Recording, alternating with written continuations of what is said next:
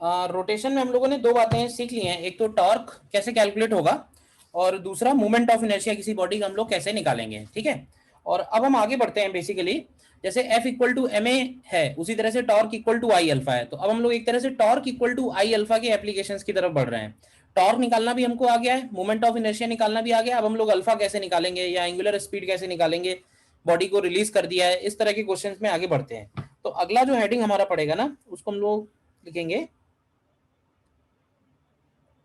that is fixed axis rotation। उसको हम लोग लिखेंगे फिक्स्ड एक्सिस रोटेशन। और फिक्स्ड एक्सिस रोटेशन में जो टाइप ऑफ क्वेश्चंस होंगे उनको हम लोग दो पार्ट में डिवाइड कर सकते हैं। देखो, फिक्स्ड एक्सिस रोटेशन का मतलब ये है कि बॉडी रोटेट हो रही है एक ऐसे एक्सिस के अबाउट जो एक्सिस फिक्स है, ठीक है ना। यानी कि एक तरह से हम इसको बोल सकते हैं this is pure rotation, pure rotation, ठीक। अब देखो कौन कौन से टाइप हो सकते हैं। तो पहला टाइप ये हो सकता है जो इसमें ज्यादा क्वेश्चन तुमको इसी पहले वाले टाइप में ही मिलने हैं, और वो पहला टाइप ये है कि when axis of rotation, when axis of rotation passes through center of mass of system, when axis of rotation passes through center of mass of system। तो देखो, अगर axis of rotation centre of मास से पास हो रही है तो इसका example बताओगे, कोई प्रैक्टिकल एग्जांपल? क्यों भाई? Axis of rotation passes through centre of mass of system, जैसे सीलिंग, सॉलिड स्फीयर। नहीं नहीं, कोई प्रैक्टिकल एग्जांपल, जैसे सीलिंग फैन है, तो सीलिंग फैन के केस में जो एक्सिस ऑफ रोटेशन है वो उसके सेंटर ऑफ मास से पास हो रही है। बोलिए, बोलो, बोल सकते हैं कि नहीं बोल सकते हैं? Yes sir. और दूसरा केस हो सकता है कि when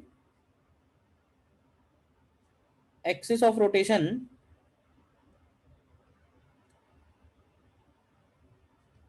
does not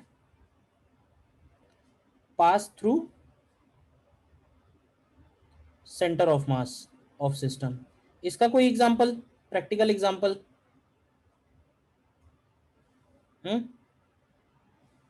axis of rotation does not pass through centre of मास का कोई प्रैक्टिकल एग्जांपल जहां तुमको रोटेशन तो दिख रहा हो बट उस रोटेशन में जो एक्सिस है वो सेंटर ऑफ मास से पास नहीं हो रही है। कोई एग्जांपल नहीं क्लिक कर रहा है? डोर का केस कैसा है? डोर बताओ। डोर का जो रोटेशन है, नॉर्मली जो डोर एक साइड पे हिंज्ड होता है, तो उस डोर में तुम ध्यान से देखो तो सेंटर ऑफ मास बीच में होगा, जबकि एक्सिस जो है वो साइड में है। तो जो भी रोटेशन होगा हमारे सामने, जितने भी एग्जांपल है हमारे सामने रोटेशन के, वो इन दोनों में से ही कोई एक कैटेगरी होगी। तो सबसे पहला काम तो हमारा ये कि हमको आइडेंटिफाई कर लेना है ठीक से कि वो कौन सा केस है, और जो भी केस है उसके कॉन्सेप्ट यूज कर लेने हैं, ठीक है। जिसमें मुझे लगता है कि ज्यादातर एग्जाम्पल तुम्हें इसी लेवल के, मतलब जेई मेन लेवल पे इसके क्वेश्चन नॉर्मली नहीं होंगे, इसी वाले केस में मिलेंगे। बट हम थ्योरी देख रहे हैं तो दोनों बात देख लेते हैं।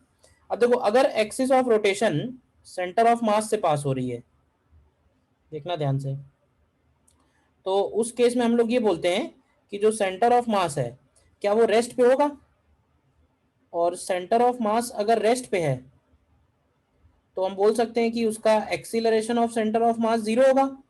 और acceleration of centre of mass zero होने का मतलब है कि उस बॉडी के ऊपर लगने वाले सारे फोर्सेस का रिजल्टेंट जीरो होना चाहिए।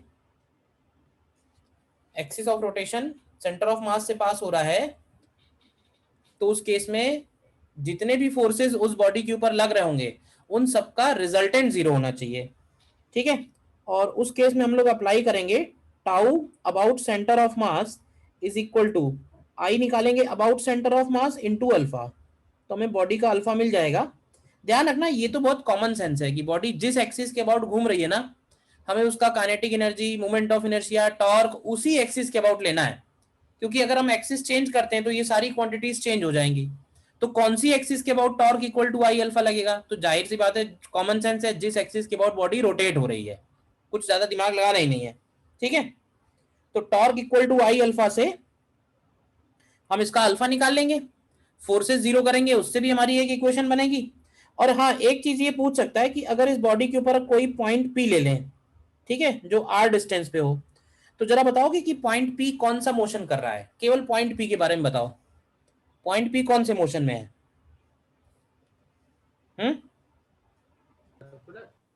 सर्कुलर मोशन में। Point P is in circular motion. अभी बताओ कि अगर कोई पार्टिकल सर्कुलर मोशन में है तो उसके पास कौन कौन से एक्सीलरेशन हो सकते हैं? उसके पास कौन कौन से एक्सीलरेशन हो सकते हैं? तो उसके पास एक हो सकता है रेडियल एक्सीलरेशन, और एक हो सकता है उसके ऊपर उसके पास टेंजेंशियल एक्सीलरेशन, ठीक है। तो अगर हमें बताना हो कि net force acting on P, net force acting on particle P, तो पार्टिकल पी के ऊपर लगने वाला जो नेट फोर्स होगा उसको हम लोग लिखेंगे पार्टिकल पी का मास यानी डीएम, और इनटू उसका टोटल एक्सीलरेशन। तो पार्टिकल पी का जब हम टोटल एक्सीलरेशन लिखेंगे तो उसको हम A T square plus A R square लिखेंगे। देखो इतनी बातें क्लियर है। बॉडी का काइनेटिक एनर्जी अगर लिखेंगे तो काइनेटिक एनर्जी रोटेशन में, जैसे ट्रांसलेशन में हाफ एम वी स्क्वायर आता है, रोटेशन में हाफ आई ओमेगा स्क्वायर आएगा। बस ध्यान ये रखना है कि हमें आई कौन सा लेना है। तो अगर axis of rotation centre of मास से पास हो रही है तो हमको काइनेटिक एनर्जी भी में जो आई लेना होगा वो भी हमें आईसीएम लेना होगा। बताओ इतनी बातें कोई डाउट है तो, जो लिखी है मैंने। एटी और ए आर वाली बात क्लियर है? क्यों भाई? ठीक है ना।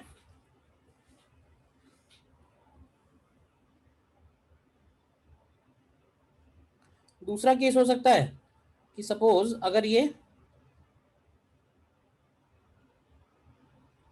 बॉडी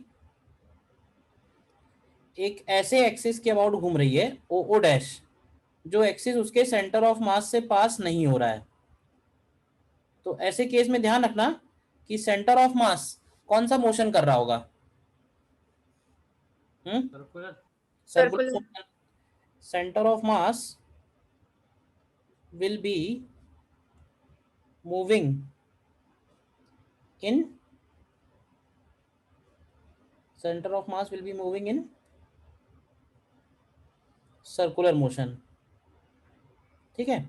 सर्कुलर मोशन में अगर मूव कर रहा है तो बॉडी का ओमेगा और बॉडी का अल्फा, तो देखो टॉर्क इस बार हम लोग ओ ओ डैश एक्सिस के अबाउट निकालेंगे, आई भी हम लोग एक्सिस ओ ओ डैश के अबाउट निकालेंगे, उससे हमको मिलेगा अल्फा, ठीक है। अल्फा निकल आएगा, अल्फा से ओमेगा निकल आएगा, और फिर इसके बाद हम एटी सेंटर ऑफ मास, तो एटी सेंटर ऑफ मास लिखेंगे RCM into alpha, A R centre of मास लिखेंगे आरसीएम इंटू ओमेगा स्क्वायर, ठीक है। तो सेंटर ऑफ मास का अगर टोटल एक्सीलरेशन पूछा जाएगा तो वो ठीक वैसे ही निकाल सकते हैं जैसे पार्टिकल का लिखा था। तो इसको हम लोग लिखेंगे A R C M square plus A T C M square.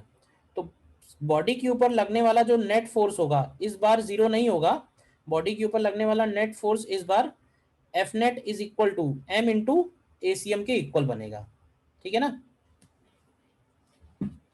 और बॉडी का काइनेटिक एनर्जी के लिए हम लोग काइनेटिक एनर्जी बॉडी की इस बार लिखेंगे हाफ आई ओमेगा स्क्वायर, लेकिन आई किस एक्सिस के अबाउट लेंगे?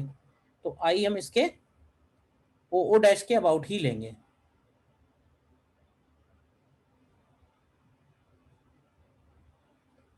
देखो ध्यान से, मतलब तुमको जो थ्योरी ध्यान रखनी है वो बस इतनी सी है जो सामने तुम्हारे है। इसमें कोई भी डाउट है तो बताओ। नॉर्मली मुझे ऐसा लगता है कि जेई मेन लेवल पे इसकी जरूरत नहीं पड़ेगी, ठीक है ना, तो तुम्हें इसी पे ज्यादा फोकस रखना है। हाँ, काइनेटिक एनर्जी निकालने की जरूरत पड़ सकती है, काइनेटिक एनर्जी इस केस में भी और काइनेटिक एनर्जी इस केस में भी। तो काइनेटिक एनर्जी में बेसिक बात बस इतनी सी है कि जिस एक्सिस के अबाउट बॉडी घूम रही है मोमेंट ऑफ इनर्शिया हम उसके अबाउट ही लेंगे। ध्यान रहेगा, बताओ। Yes sir. Yes sir. Note कर लो। देखो इसमें एग्जांपल देखते हैं फिर।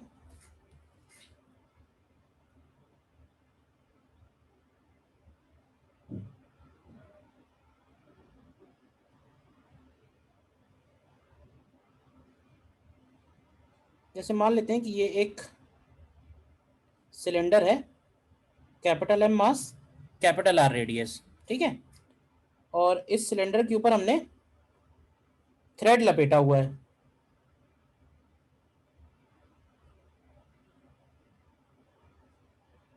और ये एक स्मॉल एम मास है।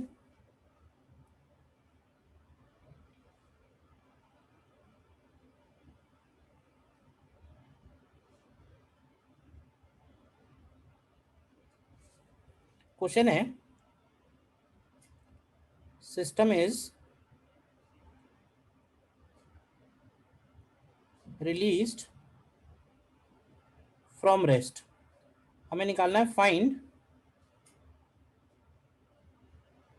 Angular speed of cylinder when small m has descended by h। मतलब स्मॉल m जितनी देर में h नीचे आ रहा है, उसके बाद सिलेंडर का एंगुलर स्पीड क्या होगा। तो देखो सबसे पहले ये देखो कि इस क्वेश्चन में क्या हो क्या रहा है, कौन सी एनर्जी बढ़ रही है, कौन सी एनर्जी कम हो रही है, क्या लगता है। कोई फ्रिक्शन फोर्सेस तो सर है नहीं, पोटेंशियल एनर्जी कम हो रही है, काइनेटिक बढ़ रही है। काइनेटिक बढ़ रही है। अब काइनेटिक किसकी किसकी बढ़ रही है, पार्टिकल की, सिलेंडर की, या दोनों की। दोनों की। दोनों की बढ़ रही है। अब पार्टिकल कौन से मोशन में है, ट्रांसलेशन या रोटेशन। ट्रांसलेटरी। ट्रांसलेशन। तो जो ट्रांसलेशन मोशन में है उसकी kinetic energy half M V square होती है, और जो रोटेशन मोशन में है उसकी kinetic energy half I omega square होती है। तो बहुत सिंपल सा क्वेश्चन है, कर सकते हो, करो इसको कंप्लीट। देखो इसमें सिंपली क्या हो रहा है, ऐसे बोल सकते हैं कि loss in potential energy is equal to gain in kinetic energy. Small M की पोटेंशियल एनर्जी लॉस हो रही है और दोनों की काइनेटिक एनर्जी में गेन हो रहा है। अब इसमें हमें एज्यूम करना पड़ेगा, एज्यूम ये करना पड़ेगा कि जब ये स्मॉल एम यहां पहुंचेगा, तो तब अगर इसकी स्पीड v है और सिलेंडर का ओमेगा है, तो ये बताओ कि क्या ओमेगा और v में कोई रिलेशन होगा। क्यों भाई, v equal to R omega. v equal to R omega बनेगा, या omega is equal to v upon R, एक ही बात है। ये रिलेशन क्लियर है, बताओ पहले तो ये कैसे आया, बताओ। वो जो सिलेंडर है, ध्यान से थोड़ा सोचना पड़ेगा, सिलेंडर घूम रहा है। अब सिलेंडर घूम रहा है तो सिलेंडर पे जो थ्रेड बंधा हुआ है वो खुल रहा है। तो तुम थोड़ा ध्यान से सोचो, सिलेंडर के घूमने में जो सिलेंडर का टॉप मोस्ट पॉइंट है और वो जो थ्रेड है, क्या दोनों की स्पीड सेम होगी, होगी नहीं होगी।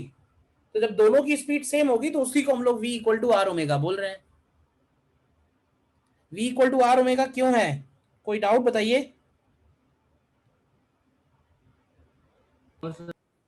तो लॉस इन पोटेंशियल एनर्जी होगा स्मॉल एम जी एच, और गेन इन काइनेटिक एनर्जी लिखेंगे half small M V square plus half I omega square. तो इसमें वैल्यू डाल देते हैं जरा, तो क्या आएगा, M G H is equal to half small M V square की जगह हम लोग आर ओमेगा स्क्वायर कर देते हैं, और हाफ आई, आई होता है M R square by two into omega square. तो यहां से देखो हमें ओमेगा निकालना है, आ जाएगा, ओमेगा निकालना है हमें यहाँ पे।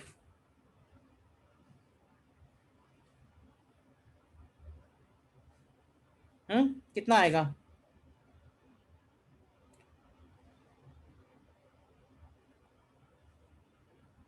ये आता है क्या, 4 mgh अपॉन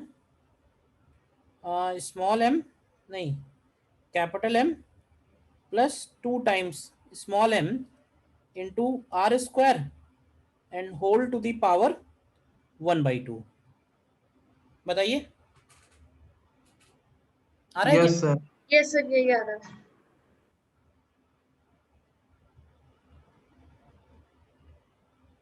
ठीक है, देखो इसमें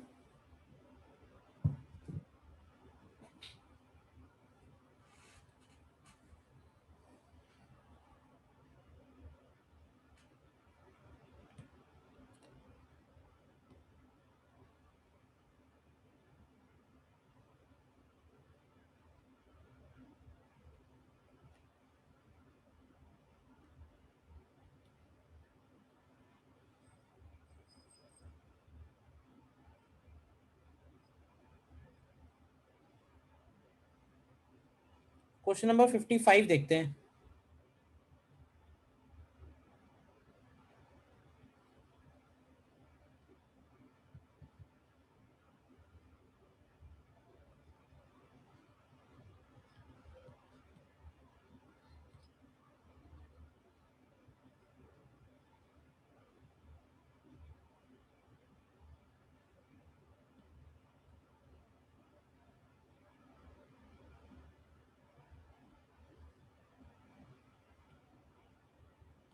क्वेश्चन नंबर 55,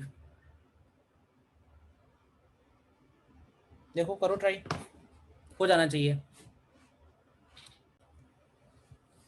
देखा जाए तो ऑलमोस्ट सेम ही क्वेश्चन है। हम यहाँ पे लिखेंगे loss in potential energy is equal to gain in kinetic energy. Yes sir. तो अब देखो M1 में जो लॉस हो रहा है वो है M1GH, लेकिन M2 में गेन हो रहा है तो इसको माइनस M2GH लिखेंगे। M2 में लॉस नहीं हो रहा है, M2 में गेन हो रहा है, तो लॉस माइनस में हो जाएगा। और काइनेटिक एनर्जी में गेन कैसे आएगा, तो इसको देखो हमें क्या करना पड़ेगा कि ये अगर V से नीचे जा रहा है, ये V से ऊपर जा रहा है और ये ओमेगा से घूम रहा है, तो क्या ये जो V की वैल्यू है ये यहाँ फिर से हम लोग R ओमेगा लिख सकते हैं क्यों भाई? तो यहां से ये हो जाएगा half M1 R omega square plus half M2 R omega square and plus half I omega square. उसका तो I दिया हुआ है डायरेक्टली, तो मैं यहां से तो ओमेगा, दोनों ब्लॉक की वेलोसिटी कैसे सेम है? भाई वेलोसिटी तुम सोचो ना ध्यान से, एक ही स्ट्रिंग है ना।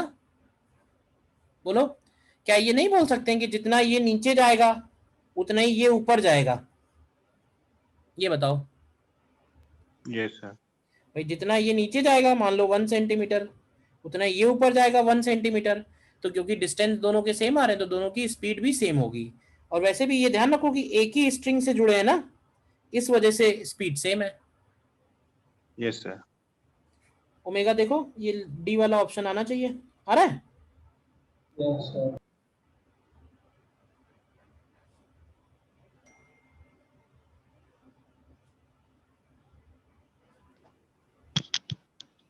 बताइए, कोई डाउट है इसमें? तो सर M2 के पास काइनेटिक एनर्जी कैसे है? उसकी तो पोटेंशियल एनर्जी बढ़ती जा रही थी ना, तो काइनेटिक एनर्जी 0 होती जाएगी।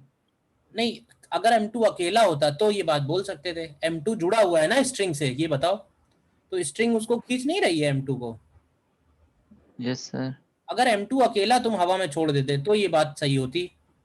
M2 स्ट्रिंग से जुड़ा हुआ है तो ये स्ट्रिंग इसकी बढ़ा रही है ना एनर्जी, क्योंकि ये वाला एंड नीचे जा रहा है।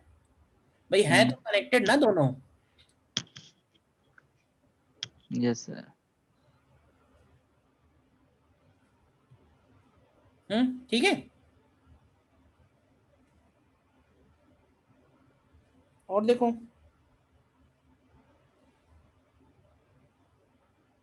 मान लेते हैं कि ये कोई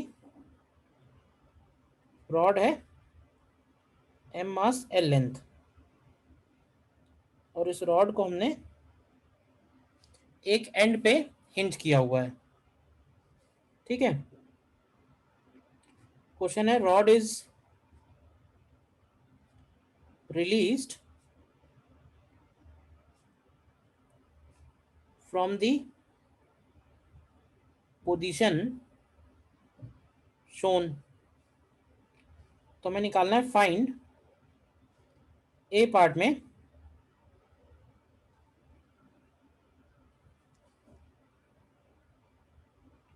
angular acceleration just after it is released, ठीक है। बी पार्ट में acceleration of point P just after it is released. C part में angular speed of rod, angular speed of rod when it becomes vertical। देखो मतलब हमने इसको horizontal position से छोड़ा है तो ये रॉड जो है स्विंग होके इस तरह से आएगी ना। तो जब ये इस पोजीशन में पहुंचेगी तो हमें इसका ओमेगा निकालना है एक्चुअली। देखो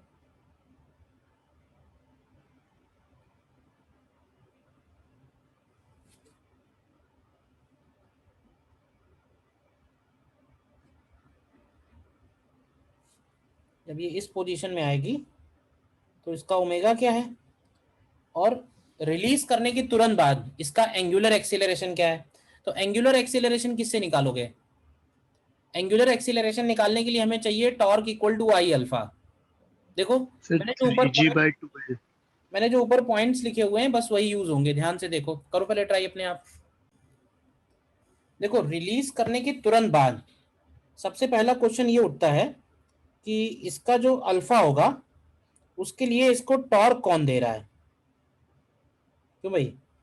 तो ऐसे बोल सकते हैं कि mg इसको टॉर्क देगा ओ डैश के अबाउट। क्यों भाई? ओ डैश के अबाउट और कोई तो टॉर्क देगा नहीं, सिर्फ mg देगा टॉर्क। तो हम एक काम करेंगे, अबाउट ओ डैश। तो देखो अबाउट ओ डैश लिखेंगे, torque about O dash is equal to I O dash into alpha. तो टॉर्क अबाउट ओ डैश हो जाएगा mg इंटू L/2 और I की वैल्यू होगी हाफ आई, सॉरी I की वैल्यू बनेगी mL²/3 और इंटू अल्फा।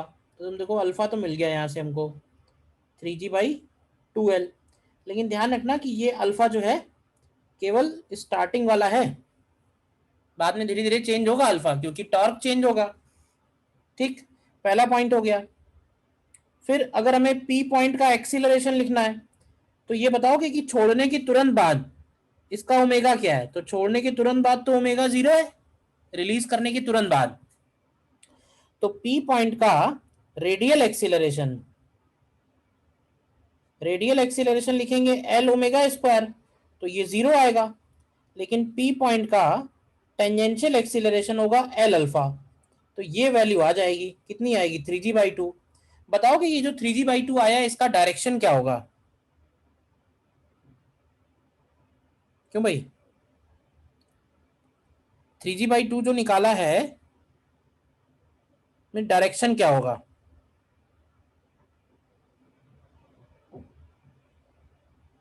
वर्टिकली डाउनवर्ड होगा।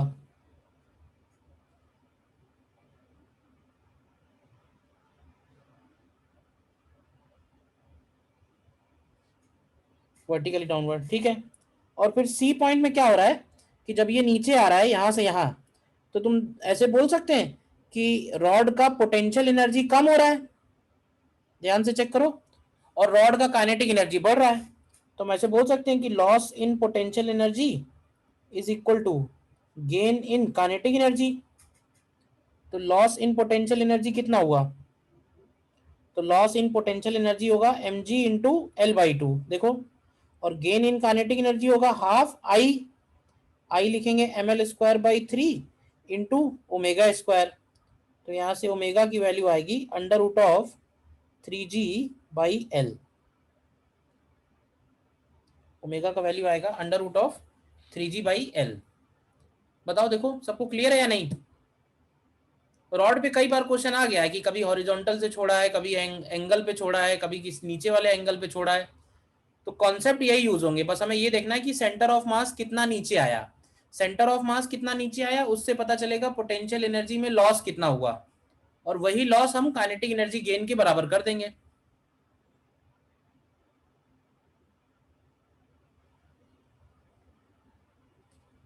बोलिए। सर एक बार बी पार्ट फिर से बता दीजिए। बी पार्ट मैंने सिंपली वही फॉर्मूला यूज किया जो ऊपर हम लोगों ने बताया, मैंने बताया था। देखो, अगर हमें बॉडी का ओमेगा और अल्फा मालूम है तो हम बॉडी के ऊपर किसी भी पॉइंट का एक्सीलरेशन निकाल सकते हैं इन दोनों से। तो दो एक्सीलरेशन हो सकते हैं, एक हो सकता है रेडियल एक्सीलरेशन, एक हो सकता है tangential acceleration. Radial acceleration is R omega square, tangential acceleration is R alpha. Tangential alpha पे डिपेंड करेगा, रेडियल ओमेगा पे डिपेंड करेगा, बस यही किया है।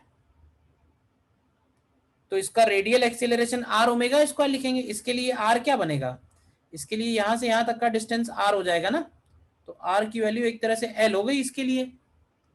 तो आर ओमेगा स्क्वायर की वैल्यू 0 हो गई क्योंकि ओमेगा 0 है, और आर अल्फा में अल्फा की ये वाली वैल्यू रख दी यहां से उठा के। बताओ क्लियर है या नहीं, बताओ। क्लियर है सर।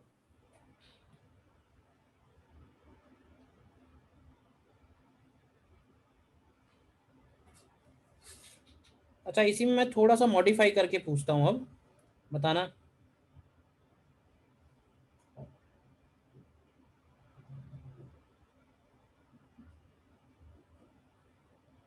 ठीक है, मान लेते हैं कि इस तरह से ये एक रॉड है और इसको हमने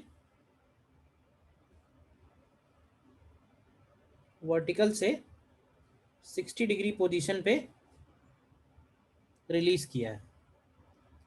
फिर से वही रॉड है,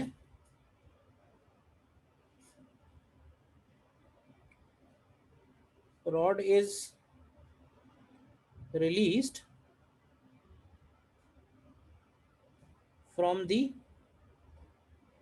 position shown। तो हमें निकालना है find acceleration of and point P when rod is passing through horizontal position।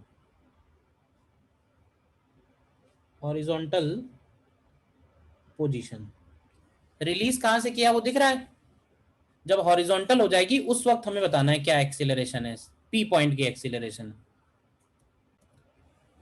देखो क्या है कि जहां से हमने इसको रिलीज किया है और जब ये रॉड हॉरिजॉन्टल पोजीशन पे आ जाएगी,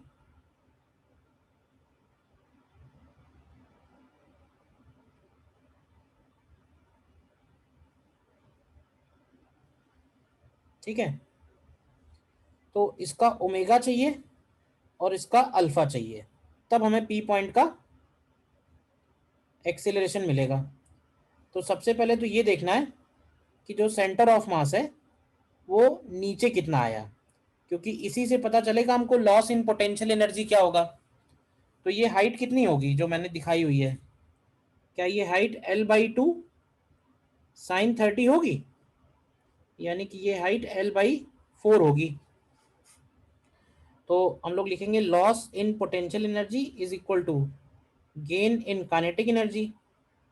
तो लॉस इन पोटेंशियल एनर्जी हो जाएगा mg L/4 और गेन इन काइनेटिक एनर्जी लिखोगे हाफ I का मतलब है mL²/3 इंटू ओमेगा स्क्वायर। तो यहाँ से ओमेगा की वैल्यू कितनी आती है, √3g/2l। यार ही सबका ठीक है। इसके बाद दूसरा स्टेप हमारा ये होगा कि हम अल्फा निकालें। तो अल्फा तो वैसे ही निकालेंगे कि भाई जब ये हॉरिजॉन्टल हुआ तो इसको टॉर्क कौन दे रहा है, तो टॉर्क इसको केवल mg दे रहा है। तो mg का टॉर्क बनेगा mg into L/2 equal to I का मतलब है mL²/3 इंटू अल्फा। तो अल्फा की वैल्यू आ गई 3g/2l। तो ये अल्फा में निकालने में कोई डाउट बताओ। ये अल्फा तब निकाला है जब रॉड हॉरिजॉन्टल है, और पी पॉइंट का इस बार रेडियल एक्सीलरेशन अगर लिखेंगे तो ये होगा एल ओमेगा स्क्वायर, और टेंजेंशियल एक्सीलरेशन अगर लिखेंगे तो ये होगा एल अल्फा। तो ये देखो ये भी आएगा 3g/2 और कोइंसिडेंटली ये भी आ रहा है 3g/2। क्यों भाई? तो पी पॉइंट का अगर नेट एक्सीलरेशन पूछा जाएगा तो ये 3g/2√2 हो जाएगा, यानी 3/√2 टाइम्स जी। ये पूरा सोल्यूशन हो गया। बताओ कहाँ डाउट है?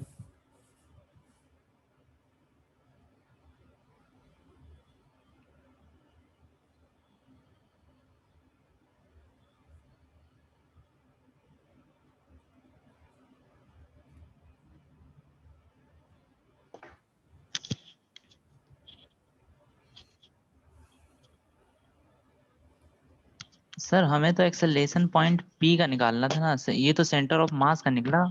नहीं नहीं बेटा, हमने पी पॉइंट का डिस्टेंस लिया है ना यहाँ पे। ये एल किसका डिस्टेंस है भाई? आर हम किसका ले रहे हैं? ये देखो ना, ये जो एल लिया हुआ है, ये आर का वैल्यू एल लिया हुआ है, तो ये पी पॉइंट हुआ ना। बोलिए। यस लेकिन ये जहाँ पे हम लोग loss of potential energy equals to gain in potential energy जब भी निकालते हैं, पोटेंशियल एनर्जी जब भी निकालते हैं तो हम रॉड के सेंटर ऑफ मास से निकालते हैं, क्योंकि तुम ऐसे देखो तो रॉड का हर एक पॉइंट अलग अलग हाइट नीचे आया ना, तो पोटेंशियल एनर्जी में कौन सी हाइट लो ये बताओ। तो पोटेंशियल एनर्जी अगर हम किसी बॉडी की लिख रहे हैं तो हम उसके सेंटर ऑफ मास से ही लिखते हैं। ठीक है? Yes sir.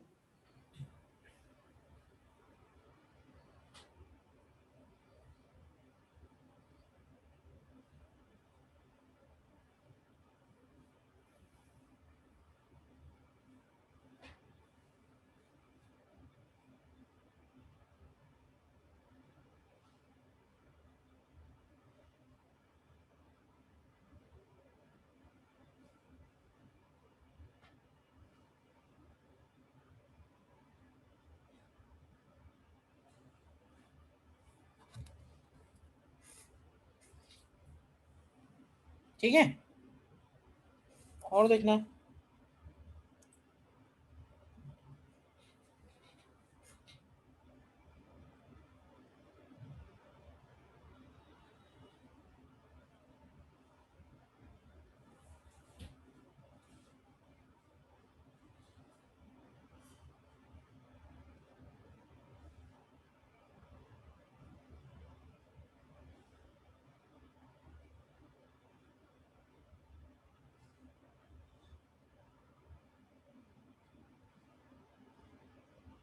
एक ये सिलेंडर है,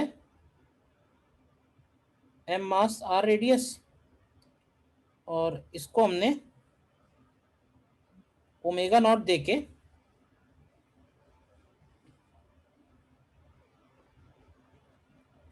ये समझ लो रफ वॉल है और रफ फ्लोर है, ओमेगा नॉट देके छोड़ दिया है। तो क्या लगता है क्या होगा? बोलो। सिलेंडर को हमने ओमेगा नॉट घुमा के एक कॉर्नर पे रखा है और वो कॉर्नर रफ है। रोल करेगा सर? नहीं नहीं, रोलिंग इज समथिंग एल्स। ये एक्चुअली क्या होगा, स्लिपिंग होगी, और स्लिपिंग होगी तो क्या इसका ओमेगा धीरे धीरे कम होता जाएगा। क्या लगता है? यस सर, कम हो क्या जाएगा। कम होता जाएगा?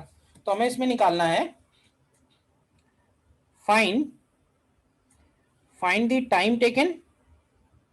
ये सिचुएशन है t इक्वल टू 0 की। क्वेश्चन है find the time taken and number of rotations made till cylinder stops.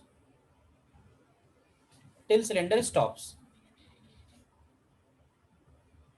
ठीक है, करो इसको। देखो थोड़ा अच्छा क्वेश्चन है ये। सबसे पहला काम क्या करेंगे? सबसे पहला काम हम लोग ये करेंगे कि इसका एफबीडी बनाएंगे। एफबीडी में कौन कौन से फोर्सेस? तो mg इधर की तरफ लगेगा, ग्राउंड से लगने वाला नॉर्मल n1 इधर लगेगा, और वॉल से लगने वाला नॉर्मल N2 इधर लगेगा, पहला पार्ट। इसके बाद क्योंकि ये रफ सरफेस पे घूम रहा है तो फ्रिक्शन लगेगा। तो देखो ग्राउंड से जो फ्रिक्शन लगेगा, ग्राउंड से जो फ्रिक्शन लगेगा वो इधर की तरफ लगेगा। ये क्लियर है, बताओ। और ये फ्रिक्शन हम लोग लिखेंगे म्यू इंटू N1, और वॉल से जो फ्रिक्शन लगेगा वो ऊपर की तरफ लगेगा, और इसको हम लोग लिखेंगे म्यू इंटू N2। पहले ये बताओ, ये जो सारे फोर्सेस मैंने दिखाए हैं ये क्लियर हैं क्या? बोलो। Yes sir. अच्छा, फोर्सेस क्लियर हैं तो हम लोग ये बोलेंगे कि सेंटर ऑफ मास जो है सिस्टम का, centre of mass of system is at rest. तो हेंस एफ नेट जो होगा वो जीरो होगा, यानी फोर्सेस का रिजल्टेंट जीरो होगा। अब फोर्सेस का रिजल्टेंट अगर जीरो करें तो हॉरिजॉन्टल में बैलेंस करेंगे तो N2 की वैल्यू म्यू N1 होगी, और N1 प्लस म्यू N2 की वैल्यू mg होगी। तो जरा इन दोनों को सॉल्व करके N1 N2 निकालो, क्या आएगा? N1 की वैल्यू मुझे लगता आएगी mg upon 1 plus mu square, और N2 की वैल्यू आएगी mu mg upon 1 plus mu square. पहले ये बताओ फर्स्ट स्टेप, कोई डाउट है किसी को? तो नो सर। फोर्सेस बैलेंस क्यों किए? फोर्सेस बैलेंस इसलिए किए क्योंकि सिस्टम का जो सेंटर ऑफ मास है वो तो कहीं चल नहीं रहा है, वो तो रेस्ट पे है एक तरह से। तो अगर सेंटर ऑफ मास रेस्ट पे है तो सारे फोर्सेस बैलेंस है। तो हमने जैसे ही फोर्सेस बैलेंस किए तो हमको N1 N2 की वैल्यू मिल गई। अच्छा ये बताओ, N1 N2 मिल गया तो क्या हमको फ्रिक्शन भी मिल जाएगा? तो अब ये बताओ कि इसको टॉर्क कौन दे रहा है? कौन कौन से फोर्सेस हैं जो सेंटर ऑफ मास के अबाउट इसको टॉर्क देंगे? टॉर्क देंगे यानी कि वो अल्फा देंगे। कौन कौन से फोर्स होंगे? फ्रिक्शन पे। फ्रिक्शन है, तो ऐसे बोल सकते हैं कि only friction is providing torque about centre of मास। ठीक है, तो फ्रिक्शन का टॉर्क कितना होगा? तो हम लोग लिखेंगे torque about centre of mass is equal to I centre of mass into alpha. अब टॉर्क कितना होगा तो ध्यान से देखोगे तो mu N1 plus mu N2 into R होगा, और आई की वैल्यू हम लोग लिखेंगे mr square by 2 into alpha. N1 N2 की वैल्यू डाल देते हैं, तो N1 N2 की वैल्यू डालोगे तो ये आएगा mu into 1 plus mu into mg upon 1 plus mu square.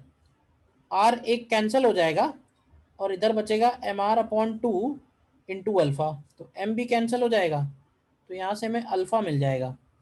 Alpha की वैल्यू मिलेगी 2 mu 1 plus mu into G upon R into 1 plus mu square. ये बताओ पहले सेकेंड स्टेप क्लियर है या नहीं? Yes sir. Yes sir. कोई डाउट नहीं किसी को?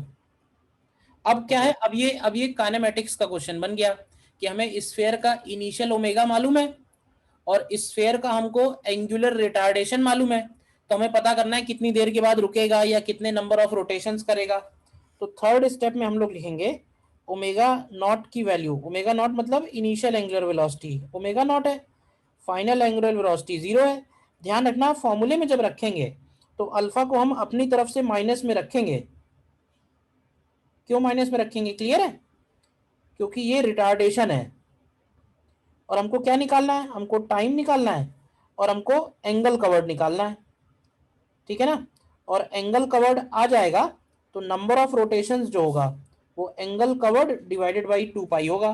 तो कौन कौन सी इक्वेशन लगा सकते हैं? एक इक्वेशन तो ये लगा दो, omega is omega not plus alpha T, तो यहाँ से टी की वैल्यू हो जाएगी ओमेगा नॉट अपॉन अल्फा। क्या आ जाएगी?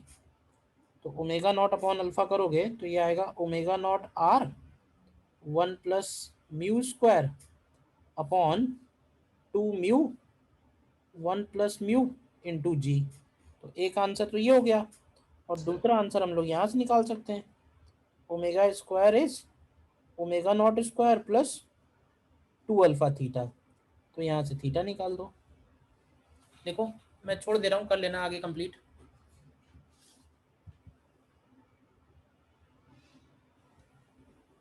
बताइए कोई डाउट है तो।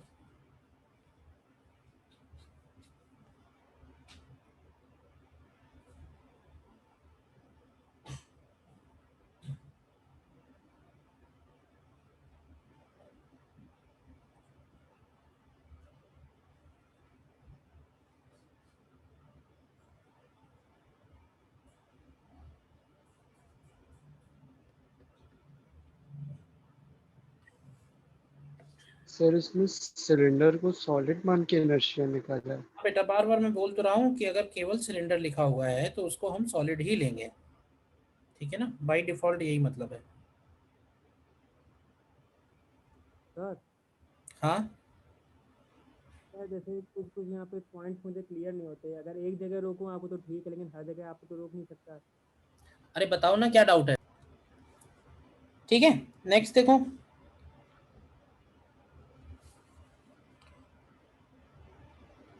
एक थोड़ा सा और थोड़ा अच्छा क्वेश्चन है, बट चलो यहाँ तक कर लिया तो एक और अच्छा कर सकते हैं। देखो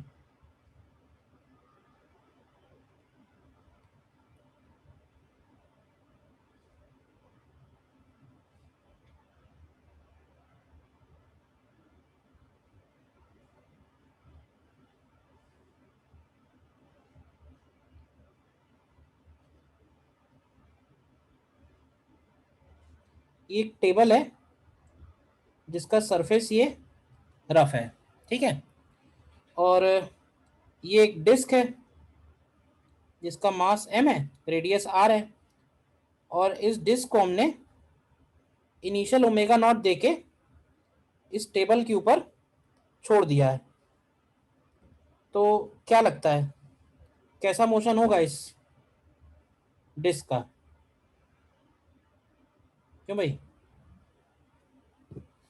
इस डिस्क का मोशन कैसा होगा? मतलब जैसे कोई प्लेट है, मान लो सर्कुलर प्लेट है, और उसको हमने टेबल पे रख के ऐसे घुमा के छोड़ दिया है एक ही जगह, तो मोशन इसका कैसे होगा?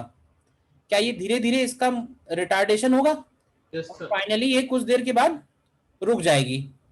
अच्छा, उसको रोकने के लिए कौन सा टॉर्क लगा? किसने टॉर्क लगाया? कौन से फोर्स ने टॉर्क लगाया है? फ्रिक्शन ने लगाया सर। फ्रिक्शन ने लगाया है। अच्छा, फ्रिक्शन कहाँ लगा है इस डिस्क के ऊपर? सेंटर पे लग रहा है या सरकमफ्रेंस पे लग रहा है या सब जगह लग रहा है? पूरे सरफेस पे। पूरे सरफेस पे लग रहा सब है, जगह लग रहा है। सभी जगह फ्रिक्शन लग रहा होगा। तो इसलिए ये थोड़ा सा क्वेश्चन और अच्छा क्वालिटी का हो गया, क्योंकि ये फ्रिक्शन सब जगह लग रहा है। तो जरा ट्राई करो इसको कि कितनी देर के बाद रुकेगी ये, बताओ जरा, ट्राई करो।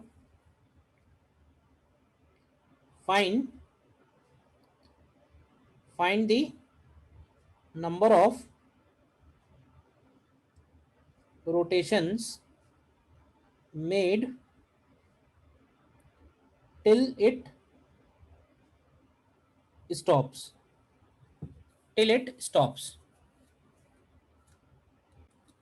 देखो इस क्वेश्चन में बस थोड़ा सा हमें यहाँ पे एक बात का बहुत थोड़ा देखना है कि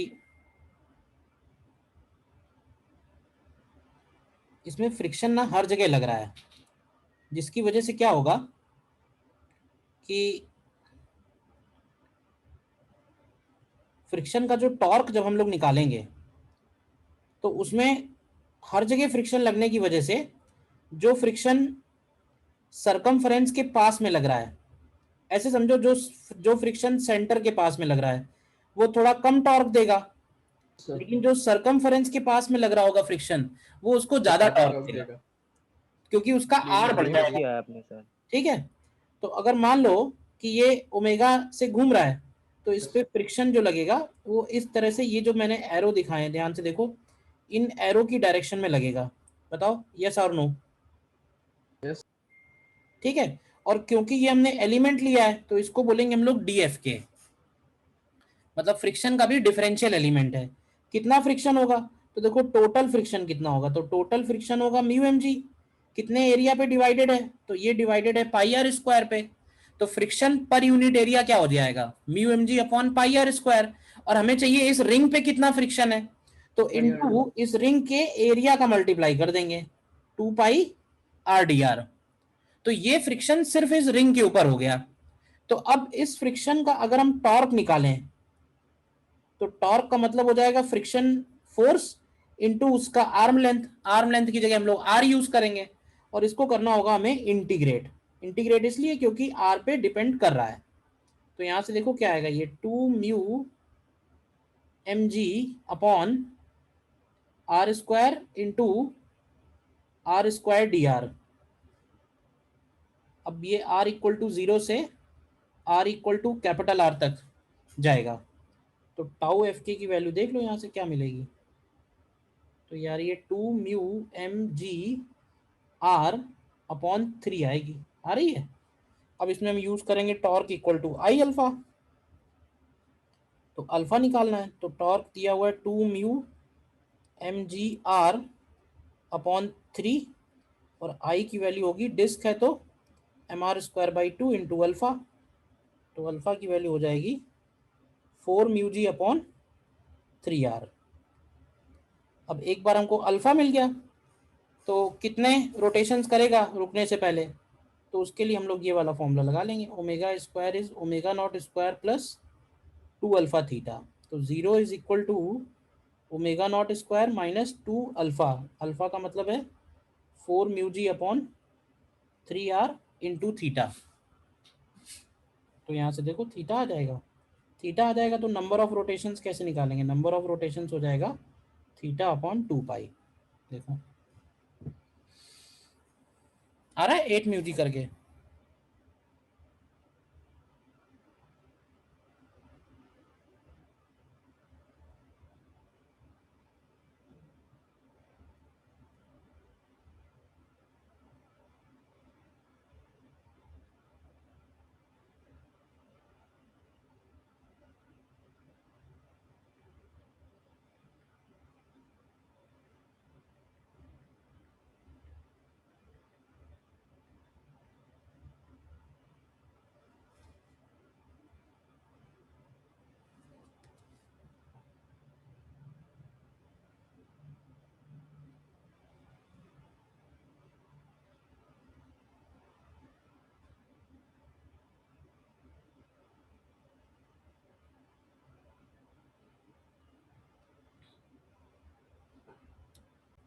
फिर से एक बार समझ लो, इसमें हो क्या रहा है कि जब डिस्क घूम रही है, थोड़ा ध्यान से सोचो, जब डिस्क घूम रही है तो डिस्क के हर एक पॉइंट पे फ्रिक्शन लग रहा है। अब जाहिर सी बात है जब हर एक पॉइंट पे फ्रिक्शन लग रहा है तो कौन सा फ्रिक्शन ज्यादा टॉर्क देगा, जो फ्रिक्शन एक्सिस से जितना दूर होगा, क्योंकि उसका आर सबसे बड़ा होगा। ठीक है ना। अगर ये सिंपली रिंग होती, अगर ये रिंग होती तो हम लोग क्या करते, हम लोग एक ही जगह फ्रिक्शन लिखते इनटू आर कर देते तो हमको टॉर्क मिल जाता।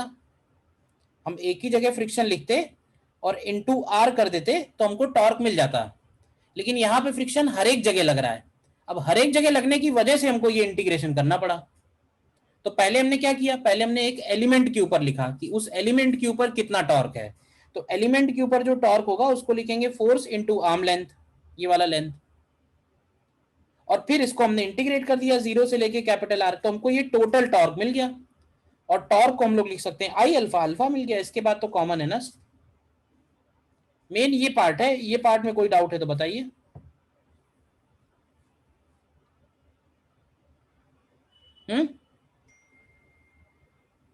मतलब सर जो टॉर्क लगेगा वो एक्सिस के ऊपर से, एक्सिस के रिस्पेक्ट में हर जगह लग रहा है, हर जगह फोर्स है तो उसकी वजह से टॉर्क है। हालांकि देखो मेरे ख्याल से एक बार कभी कोई आया है तो आया है क्वेश्चन, नॉर्मली इतना डिफिकल्ट क्वेश्चन नहीं आता है। ठीक है ना, तो इतना परेशान मत हो। ठीक है ना। वो जो ऊपर की हम लोगों ने पोटेंशियल एनर्जी, एंगुलर वेलोसिटी, वो सब सारे ज्यादा उस टाइप के ज्यादा आए हुए हैं। ठीक है।